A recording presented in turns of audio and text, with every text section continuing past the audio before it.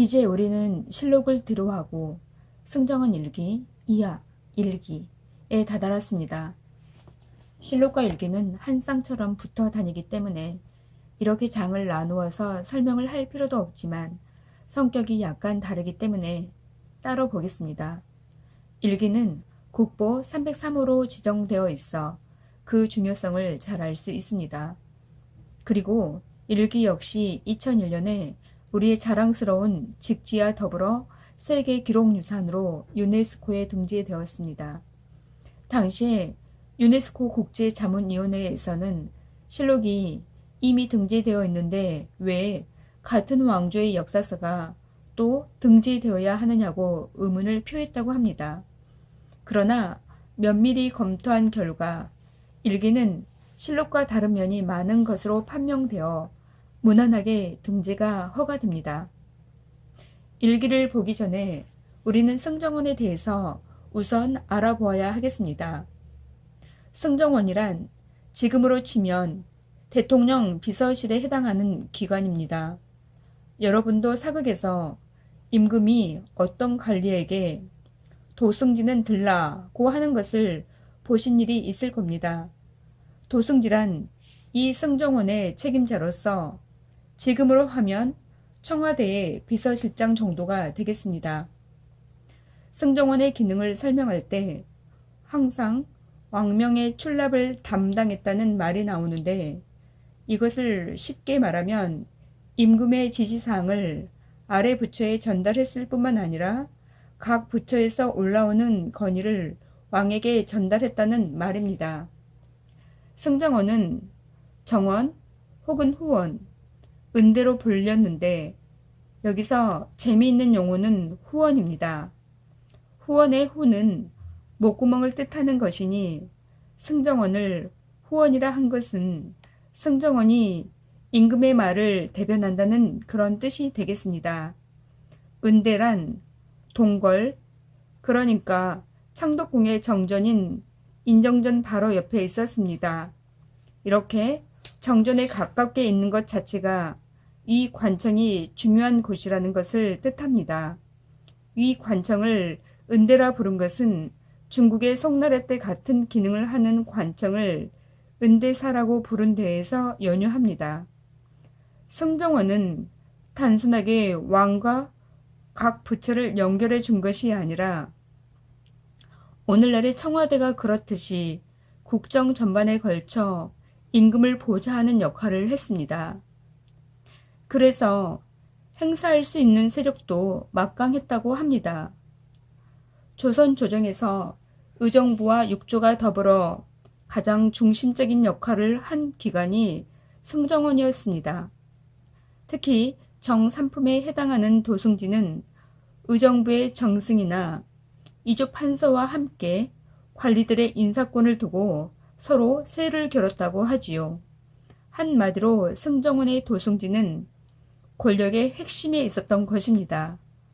도승지 밑에는 5명의 5명의 승지가 있었는데 도승지를 포함한 이들 6명은 6조를 하나씩 맡아 업무를 담당했습니다. 이 관직은 모두 정삼품에 해당하니 꽤 높은 벼슬인 것을 알 수 있습니다. 이렇게 조직이 6개로 나뉘어 있는 것은 오늘날 청와대에 정무수석이니 민정수석과 같이 분야에 따라 자리가 배정되어 있는 것과 흡사한 형태라 할 수 있습니다. 이 비서 벼슬들은 대단히 중요한 자리라 판서나 정승과 같은 가장 높은 자리로 가려면 반드시 거쳐야 하는 요직처럼 되어 있었습니다. 그래서 역대 승지들의 명단을 보면 광근이나 황희, 성삼문, 이수광, 박세당 같은 기라성 같은 학자, 정치인들이 포함되어 있는 것을 발견할 수 있습니다. 이것과 오늘날의 대통령 비서직들과의 면모를 비교해 보면 참으로 많은 차이가 있는 것을 알 수 있습니다. 대한민국의 역대 비서실장 가운데 이렇게 수준 높은 학자들이 있었는지 모르겠습니다. 참여정부에서도 보니까 언론사에서 근무하던 사람이 비서실장으로 전직하는 것을 보았습니다. 이런 사례를 통해 볼 때 전부가 그런 것이 아니겠지만 아무리 봐도 정치 수준은 지금이 조선을 못 따라가는 것 같습니다. 어떻든 직능으로 볼 때 승정원과 비서실은 비슷해서 승지들은 임금의 지시를 전달했습니다. 뿐만 아니라 애국 사신의 접대라든가 종묘 재료와 같은 의뢰가 있을 때 임금을 수행했습니다. 또 인사, 국방, 과거, 교육 등 국정 전반에 걸쳐 임금을 보좌했습니다. 오늘날의 비서실과 거의 비슷한 승정원에 대해서는 더 이상의 설명이 필요 없을 것으로 생각됩니다. 승정원은 오랜 기간 존재했던 터라 여러 가지로 명칭이 바뀌는데 그런 것들은 너무 번거로워 다 생략했습니다. 다만 1907년이 되면 대한제국의 말기라 승정원도 이때 폐지되었다는 것만 밝혀놓겠습니다. 이 정도의 설명이면 일기가 어떤 것인가는 더 설명을 안 해도 되겠지요. 왕의 비서실인 이 기관에서 만든 기록물이니까요. 승정원이 맡은 임무 가운데 가장 중요한 것은 바로 이 일기를 작성하는 것입니다. 앞에서 실록을 설명할 때 잠깐 언급했지만 사극을 보면 왕과 대신들이 국무회의를 할 때 대신들 옆에서 열심히 적는 사람이 둘 있다고 했죠. 이 가운데 한 사람은 실록에 사초를 쓰는 사관이고 다른 한 사람은 일기를 쓰는 주서라고 했습니다. 승정원에는 주서가 2명이 있는데 바로 이들이 일기의 기록 담당자였습니다. 물론 이들이 기록만 한 것은 아니고 각 부처에서 올라오는 문서들을 정리한다거나 임금의 명령이 관청에 하달되도록 연락하는 일을 하기도 했습니다. 일기란 이와 같이 승정원에서 매일매일 다룬 문서를 정리한 내용이나 왕의 언행을 아주 꼼꼼하게 적은 책이라고 할 수 있습니다. 제가 이 장의 제목을 세계 최대의 역사 기록물이라고 했지요. 일기의 양이 실로 놀랍기 때문입니다. 권수로만 하면 3,000책이 조금 더 되는데 당시의 책 개념은 지금과 다르니 이게 얼마나 되는 양인지 실감이 잘 나지 않으실 겁니다. 이것을 글자 수로 계산하면 일기에 쓰여 있는 글자 수는 전부 해서 2억 4천여 만자에 달한다고 합니다. 이렇게 하면 일기가 얼마나 방대한 책인지 실감이 나시겠죠? 분량으로 따지면 중국의 역대 왕조의 정사인 25사의 6배에 달하고 조선왕조 실록보다 4배가 많습니다. 그런데 실로 안타까운 것은 이 승정원 일기가 다 전하지 않고 있다는 것입니다. 우선 임난 이전 것은 모두 소실되었습니다. 임난 때 우리나라에 있던 대부분의 문물이 살아남지 못했으니 일기도 예가 될 수 없었던 것이지요. 실록은 앞에서 본 것처럼 두 문화 영웅 덕에 하나가 살아남았지만 일기는 딱 일부만 만들어 권례에 보관했기 때문에 궁이 소실되면서 일기도 자연히 같은 운명에 처할 수밖에 없었던 것입니다. 일기의 순환은 예서 끝나지 않았습니다. 여러분은 1624년에 이 괄이 반란을 일으켜 도성을 함락한 사실을 아시고 있을 겁니다. 이때 선조와 강해군 대의 일기가 또 소실됩니다. 이렇게 보면 일기는 태조부터 광해군 때까지의 것은 소실되고 강해군의 다음 왕인 인조 1년부터 시작해서 조선의 마지막 해인 순종 융의 4년까지의 288년간의 승정원 기록을 모아놓은 것이 됩니다. 이 기간 동안의 기록을 적은 책이 3243책인데 만일 조선 초부터 모든 일기의 기록이 다 남아 있었다면 어떻게 되었을까 하는 생각을 해봅니다. 그렇게 되면 현재 남아있는 것보다 약 2배는 많은 기록이 남아 있을 수 있겠다는 생각입니다. 사실 일기는 임진난과 위괄의 난 때 이외에도 여러 번에 걸친 하지와 부주의로 상당량이 유실되었습니다. 심지어는 종이를 만드는 사람들이 일기를 몰래 훔쳐갔다고 하는데 그것은 종이를 팔아먹기 위해서였더랍니다. 참으로 귀신 신나라 까먹는 소리 같습니다만 이전에는 저렇게 사회체제가 느슨했던 모양입니다. 어떻게 궁궐의 기록물을 훔쳐다 팔아먹을 수 있었을까요? 이런 일이 있었는데도 현재 일기가 한 권의 누락도 없이 남아 있을 수 있었던 것은 사고로 결권이 생기면 반드시 개수 작업을 해 권수를 다 채워놓았기 때문입니다.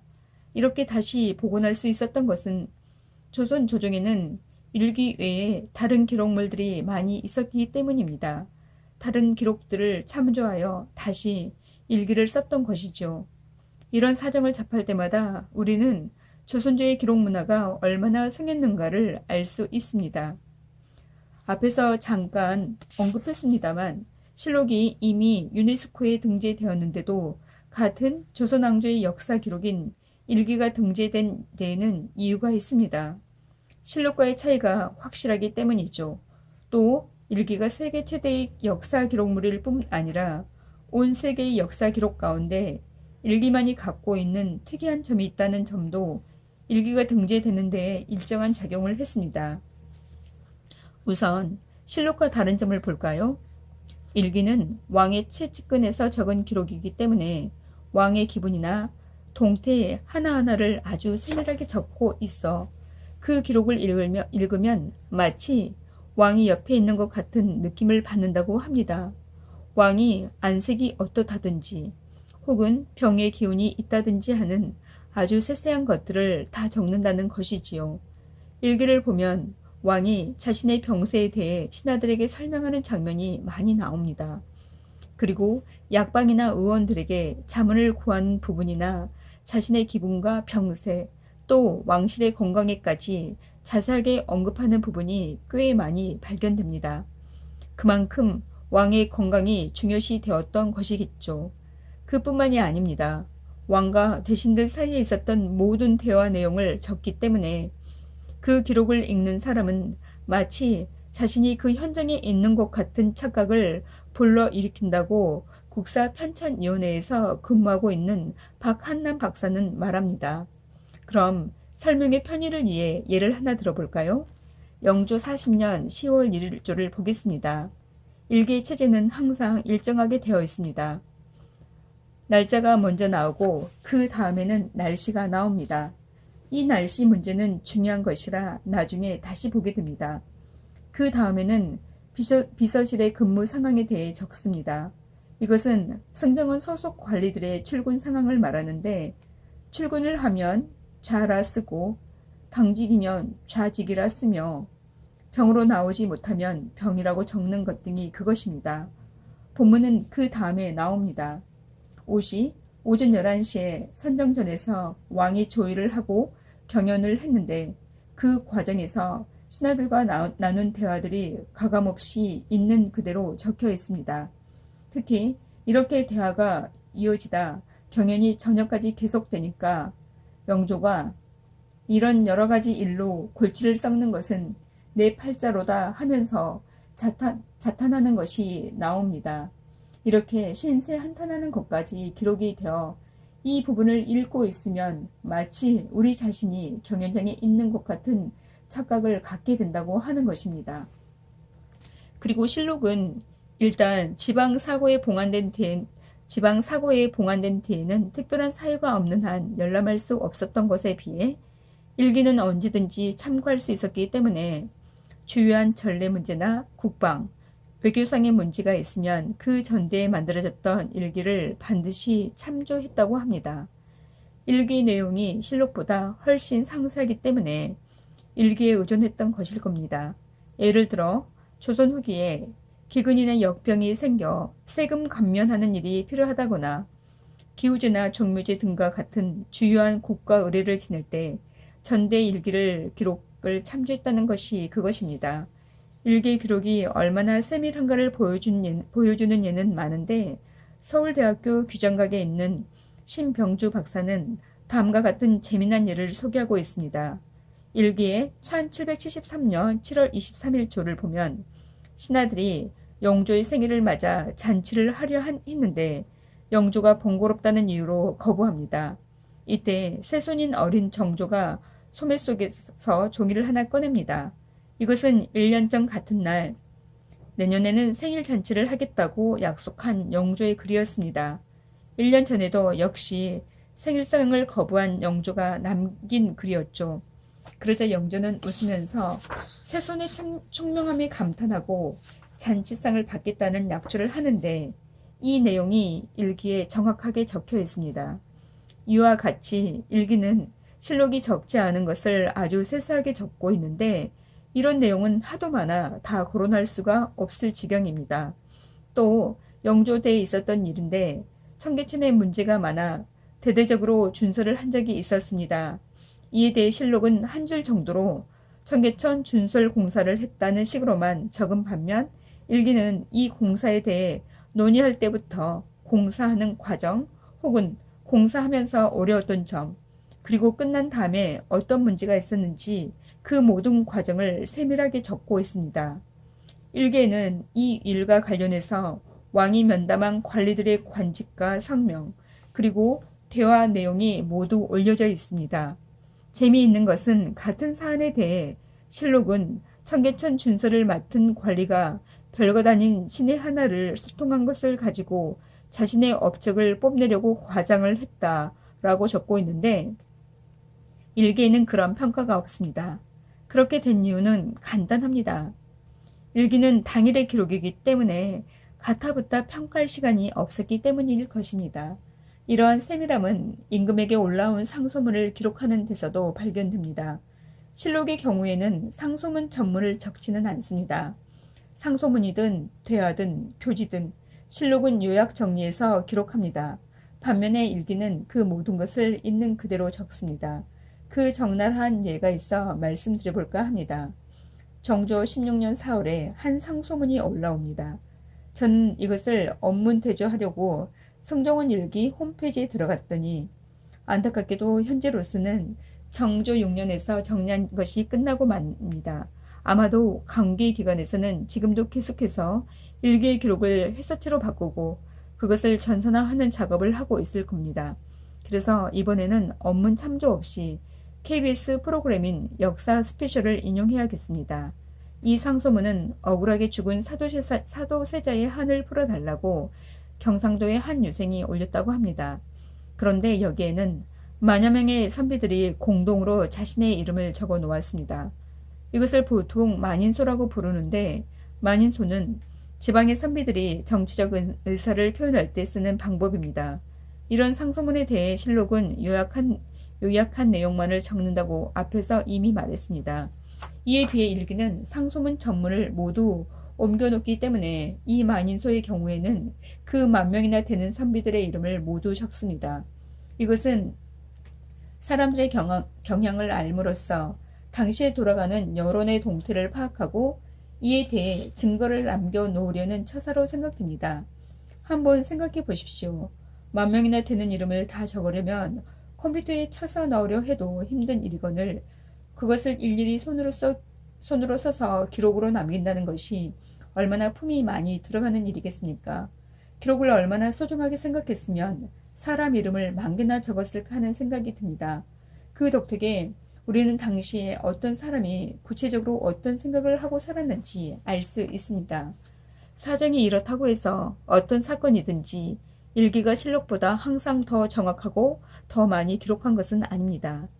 일기가 많이 기록한 것은 아무래도 승정원이 왕의 비서실이기 때문에 국왕과 관계된 것, 즉 비서실에 보고된 것 등과 관계될 때에 한하게 됩니다. 다시 말해 왕이 직접적으로 관계되어 있지 않은 의식이나 지방에서 일어난 사건은 실록보다 더 간략하게 기록하는 경우도 있습니다. 예를 들어 순조 17년 1817년 3월 11일에 왕세자 효명세자의 입학식을 거행했는데 이에 대해 실록은 그 절차와 과정에 대해 아주 자세하게 적고 있지만 일기는 담당자가 보고한 곳과 국왕의 지시사항만을 간략하게 적고 있다고 합니다. 이 일은 왕이 직접적으로 관계한 것이 아니고 왕세자와 관계된 것이라 그리 자세하게 기록하지 않았을 것입니다. 그뿐만이 아니라 지진처럼 전국적으로 발생한 천재지변에 관한 것은 각 지방의 관청에 남아있는 기록을 나중에 정리한 실록의 기록이 훨씬 더 자세하다고 합니다. 그리고 앞에서도 언급한 것처럼 실록에는 사간의 견해가 실려 있어 당시에 그 사간이 어떻게 평가받았는지 알 수 있습니다만 일기에는 그런 것 없이 객관적인 기록만 접할 수 있다는 것도 다른 점이라 하겠습니다.